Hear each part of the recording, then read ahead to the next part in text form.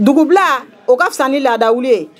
Kɛnɛ min bɛ sigi ba doni na Senufɔw ka laadaw la Mali marabolo sabanan kɔnɔna la Sikaso n'a bɛ wele ko festival Nayɛriki a tako 4nan ɲɛbila baaraw sigira sen kan ni kunnafoni lajɛrɛ ye jumadon janvier kalo tile 13 san 2023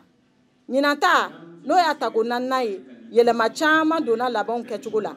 Kasim Bengali festival Nayɛriki hakilina taba a dɔ ye d'abord Sikaso ville propre n'o ye ka Sikaso jɛya